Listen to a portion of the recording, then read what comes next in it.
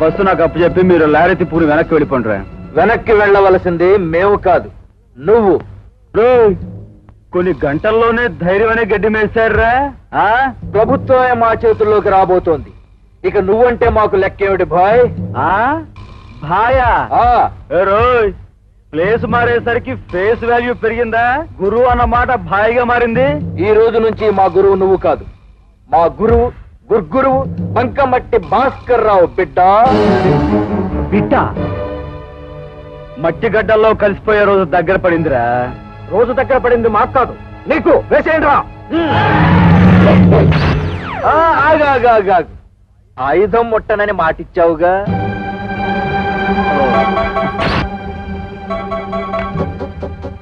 రండిరా.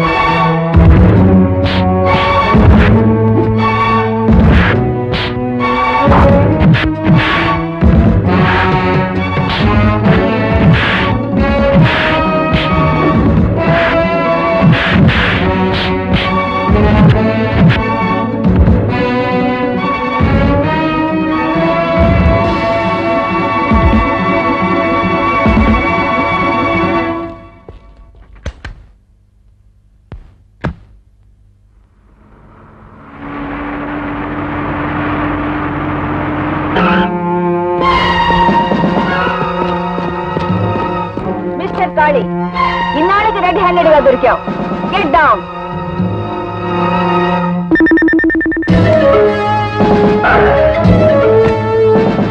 ఏముంది లోపల? రాష్ట్ర భవిష్యత్తు. ఏమిటి రాష్ట్ర భవిష్యత్? Come on move.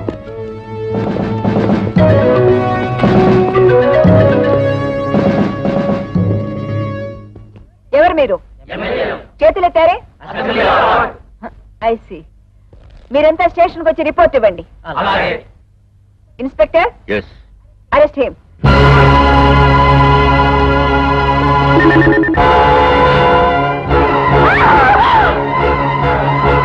ఆశా, ఏమిటమ్మా, ఏమైంది? ఈ బాబు గారిని పూల తోట దగ్గర చంపుతుండగా నేను చూశానమ్మా.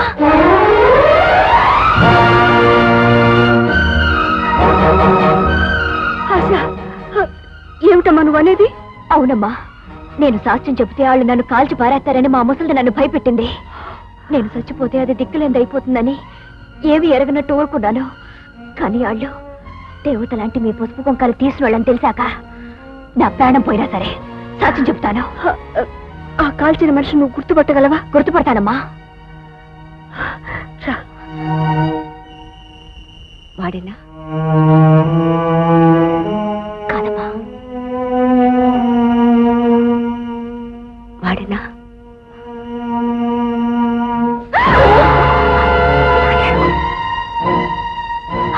అమ్మా వాడేనమ్మా. చూడు, నువ్వు కోర్టులో సాక్ష్యం చెప్పేంత వరకు ఎవరికీ కనిపించకూడదు. పద వెళ్దాం. అమ్మమ్మ, ఓ పెళ్లి కూతురు పూలజాడేస్తానని ఒప్పుకున్నాను.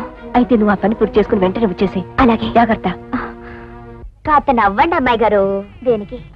దేనికేంటి? ఈ పూట 100 ఏళ్ల పండగ జరగబోతోంది.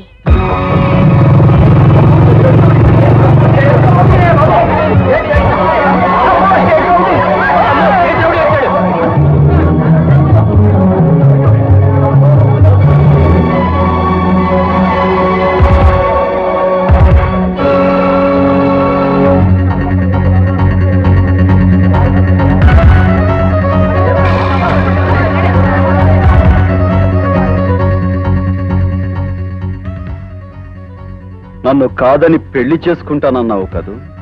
ఏడీ మంత్రోచ్చారణ చేసే పురోహితుడు, ఏడీ అక్షంతలు చల్లి నిన్ను ఆశీర్వదించే ఆ పెళ్లి పెద్దలు, ఏడీ నీ మెడలో తాడు కట్టి నేను సొంతం చేసుకునే ఆ మగాడు నా ఎదురుగా ఉన్నాడు. అవునరా, ఆ పేట్ల మీద కూర్చోవలసిన పెళ్లి కొడుకు నువ్వే. నీ మరదల పెళ్లి మరొకరితో జరుగుతుందని తెలిస్తే కటకటాలని ఛేదించుకునైనా వస్తావని తల్లన్న మాట నిలబెట్టావు బాబు. నువ్వు మారలేదని నిరూపించావు. ఇప్పుడు చేయాల్సిన పెళ్లి పెట్ల మీద కూర్చొని నా చెల్లెల మెడలో తాళి కట్టడమే బావా. అవును బావా, నువ్వు చూడకుండానే చించేసిన లగ్నపత్రికలో వరుడి పేరు నీదే. ఆలస్యం ఎందుకురా, వచ్చి పేట్ల మీద కూర్చో. క్షమించమ్మా, పీకల దాకా శత్రు పోరాటంలో మునిగి ఉన్న నీ బిడ్డ ఇప్పుడు పీటల మీద కూర్చోలేడు. నా కళ్యాణాన్ని మించిన లోక కళ్యాణం చెయ్యాలి. అవద్దు, నన్ను చేసుకోకుండా తప్పించుకోవడానికి చూస్తున్నావు నువ్వు. ఈ పీటల మీదకొచ్చి నా మెళ్ళో తాళి కడతావా లేదా? రాధా, ఆవేశపడకు. ఇప్పుడు నేనున్న ఈ పరిస్థితిలో. ఏమిట్రా పరిస్థితులు? అయిన వాళ్ళు రక్తాన్ని చిందించిన ఆపలేని పరిస్థితులు అవి. నువ్వు ప్రేమించిన అమ్మాయి కన్ను మూస్తున్నా చెప్పలేని పరిస్థితులు అవి.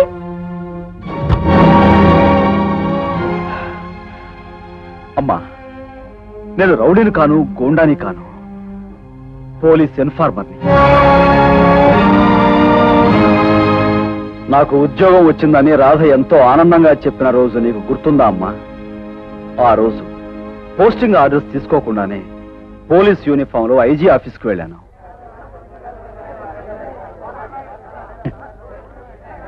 ఎంతో ఉత్సాహంగా లిస్టులో నా పేరు కోసం వెతుకుతున్నాను. ఎక్కడా నా పేరు కనిపించలేదు. ఆత్రంగా మళ్ళీ మళ్ళీ చూశాను, కానీ నిరాశే ఎదురైంది. దూరంగా ఉన్న రాధను చూశాను. ఆమె దగ్గరికి వెళ్ళి పరిహాసానికి నా పేరు టైప్ చేయలేదు కదూ అని అడిగాను. అందుకు రాధ ఎస్పీ నాగమణి గారి మూలంగా నాకు ఉద్యోగం రాలేదని చెప్పింది. ఆవేశాన్ని ఆపుకోలేక ఆమె ఎక్కడుందో అడిగి తెలుసుకున్నాను. ఎంతో గౌరవ మర్యాదలతో బతుకుతున్న మీకు ఇది న్యాయమేనా? ఇలా ఎందుకు చేశారు? నేను ఏ విధంగా అనర్హుణ్ణి అని నాగమణి గారిని ప్రశ్నించడానికి ఆవిడ దగ్గరికే బయలుదేరాను. చెప్పండి, ఎవరి దగ్గర లంచం తీసుకుని పనిచేశారు? ఎవరి రికమెండేషన్ లొంగిపోయి పనిచేశారు? మిస్టర్ పృథ్వీరాజ్, ఇది డిపార్ట్మెంటల్ మ్యాటర్, నీతో చెప్పకూడదు. అలా తప్పించుకోకండి మేడం. అంతరాత్మను చంపుకుని మాట్లాడకండి. నా గురించి నీకేం తెలుసని అలా మాట్లాడుతున్నావు? మీ గురించి నాకు పూర్తిగా తెలుసు. ఈ ఫైల్ చూస్తే మీకే అర్థమవుతుంది. 1968లో మీరు ఎస్ఐగా రిక్రూట్ అయ్యారు. 1975లో సిఐగా ప్రమోట్ అయిన మీరు 2 ఏళ్లకే డిఎస్పీగా మరో మెట్టు పైకి వెళ్లారు. 1980లో అడిషనల్ ఎస్పీ గాను, 83లో ఎస్పీ గాను మీరు బాధ్యతలు స్వీకరించారు. ఇది జనరల్ నాలెడ్జ్ కాదు మేడం. అంచెలంచెలుగా శిఖరాగ్రానికి చేరిన మీలో నేను ఒక ఆడ పోలీస్ ఆఫీసర్ను చూడలేదు. ద్వాపరయుగం నాటి ద్రోణాచార్యుడు చూశాను, ఏకలవ్యుడుగా ఆరాధించాను. ఏనాటికైనా నేను మీలాంటి ఒక పోలీస్ ఆఫీసర్ కావాలని కలలు కన్నాను. ఈ జనారణ్యంలో నిరుద్యోగిగా తిరగాల్సి వస్తుందని బాధపడటం లేదు. నేను అభిమానించే వ్యక్తి ఒక అవకాశవాదిని తెలిసి సిగ్గుతో వెళ్ళిపోతున్నాను. తీసుకోండి, మీ జీవిత చరిత్రలో చాటి చెప్పే ఈ కాగితాలతో నాకు ఇక పని లేదు. ఆదర్శం కోసం తొందరపడి తెచ్చుకున్న ఈ కాకి యూనిఫామ్ నన్ను ఎగతాళి చేయక ముందే మీ డిపార్ట్మెంట్ కానుగ్గా ఇస్తున్నాను. Good bye.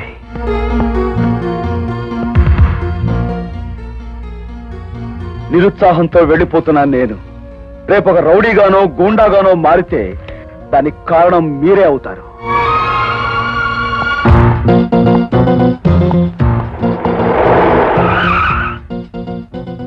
నీ ప్రశ్నలకు సమాధానం కావాలంటే కారెక్కు.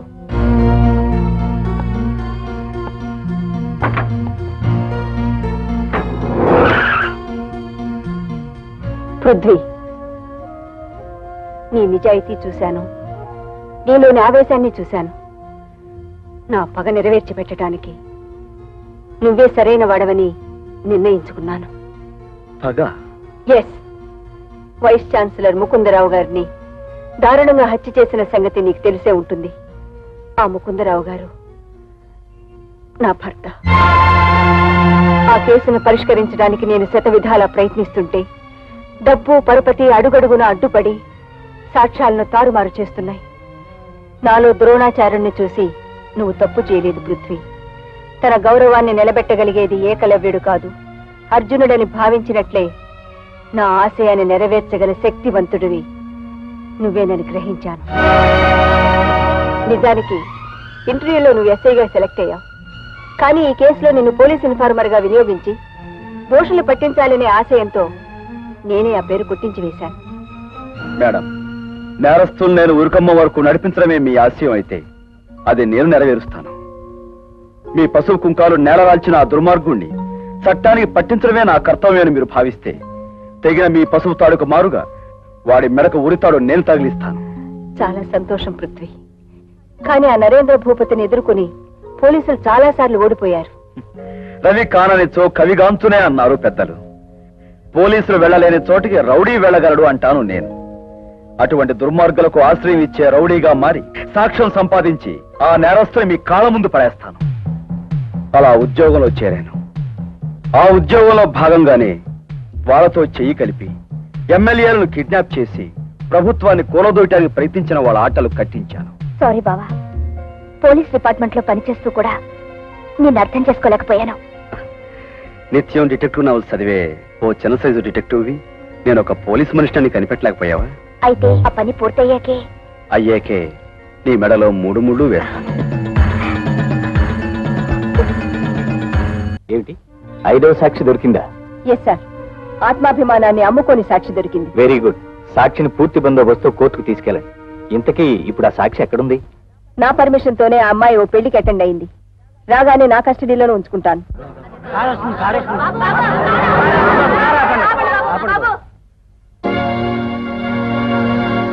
ఏమిటయ్యా, ఏమైంది? ఈ అమ్మాయి నీళ్ళలో దూకి ప్రాణం తీసుకుపోయిందండి. కారులో ఆసుపత్రికి తీసుకెళ్ళండి బాబు. వీలేదు, మేము వేటలో ఉన్నాం. తప్పండి. తప్పు చేయను బాబు, ఆపదలో ఉన్నప్పుడు అలా అనకూడదు. తీసుకొచ్చి లోపల పడుకోబెట్టండి.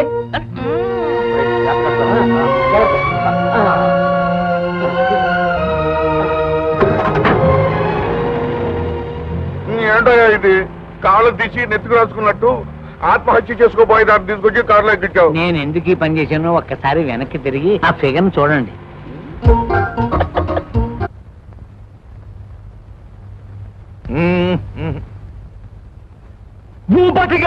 ఖాళీ పోలీస్ స్టేషన్ నుంచి ఎలా తప్పించుకుంటావయ్యా? ఎలిమెంటరీ స్కూల్ పిల్లాడా ఏమిటా ప్రశ్న? పోలీస్ స్టేషన్ లో మన అత్తారిల్లు కదా, అల్లుడు పంపినట్టుగా లాంఛనాలతో బెయిల్ ఇచ్చి అలా తాగనంపారు. కాకపోతే చేతికి చిక్కిన ఎమ్మెల్యేలు క్షణంలో చేజారిపోయారే అని బాధగా ఉంది. నేను అదే బాధపడుతున్నానయ్యా. కానీ ఈలోగా ఇంకో కొత్త బెడదొచ్చి పడింది అయ్యా. అయ్యి బాబోయ్, ఏమిటది? మా తమ్ముడి మర్డర్ కేసులో 5వ సాక్షి నాగమణి చేతికి చిక్కింది. ఆ సాక్షి గనక కోర్టులో నోరు విప్పితే మా తమ్ముడు గొంతు శాశ్వతంగా మూతపడిపోతుంది. ఈ గండం నుంచి బయటపడాలంటే ఒకే ఒక మార్గం ఉంది ఖాళీ. ఏమిటో చెప్పండి. భూకంపం సృష్టించైనా సరే ఆ పని పూర్తి చేసుకొస్తాను. ఏం లేదు, రేపు మా తమ్ముణ్ణి కోర్టులో హాజరుపరుస్తున్నారు. వాడు పోలీసు వ్యాను దిగి కోర్టు మెట్లు ఎక్కకుండానే నువ్వు మా తమ్ముణ్ణి తప్పించాలి. తప్పిస్తాను, శాశ్వతంగా తప్పిస్తాను. ఖాళీ అంటే నా ఉద్దేశం పోలీసు బారి నుండి తప్పిస్తాను అని. వస్తాను. థ్యాంక్స్.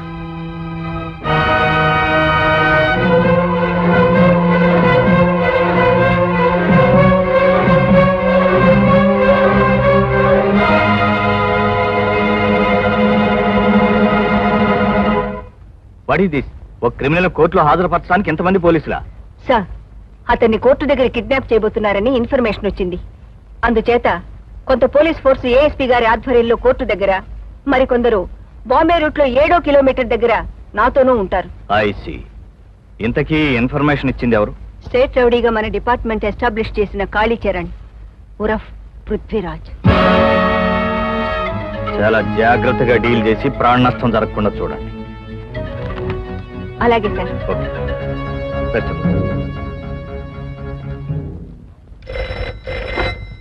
హలో, నేను డిఐజీని మాట్లాడుతున్నాను.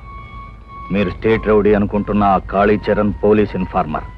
అతని అసలు పేరు పృథ్వీరాజ్. ఏమిటి? Kalicharan police informer? అవును. మీరు చేసే కిడ్నాపింగ్ డ్రామా ముగింపు వరకు ఎస్పీ నాగమణితో చెప్పేశాడు. ఆమె బొంబాయి రోడ్డు 7వ కిలోమీటర్ దగ్గర ఉంటుంది. తిమింగలాన్ని మింగగల ఈ భూపతి దగ్గర పిల్ల చేపల ఆటలు సాగవు. నేను ఆడి చూపిస్తాను డ్రామా. పట్టుకోండి, పట్టుకోండి, పట్టుకోండి, పట్టుకోండి, పట్టుకోండి. ఆగలాగా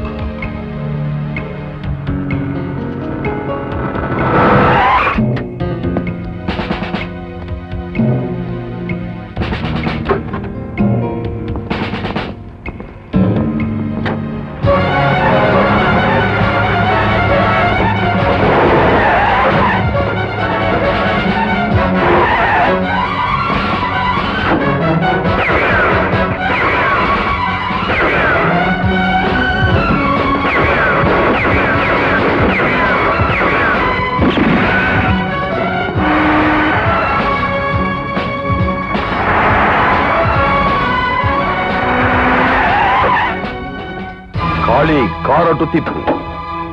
ఆ పక్క చెక్ పోస్ట్ ఉంది. ఆ పక్క చెక్ పోస్ట్ ఉంటే ఈ పక్క పోలీసులు ఉన్నారు. పోలీసులా? మరీ అంత స్టిల్ ఇవ్వకు. స్టీలు కాదు, ఎత్తడి కాదు.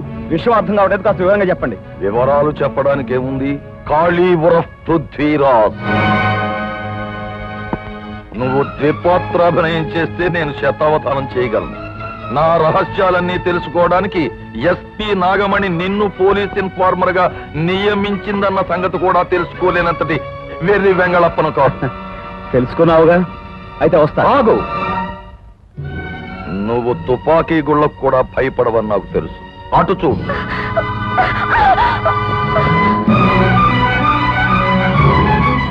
భారతంలో భీష్ముడిని చంపడానికి అర్జునుడు శిఖండిని అడ్డు పెట్టుకున్నాడు. నేను ఈ శిఖండిని అడ్డు పెట్టుకుని నిన్ను మట్టు పెడుతున్నా.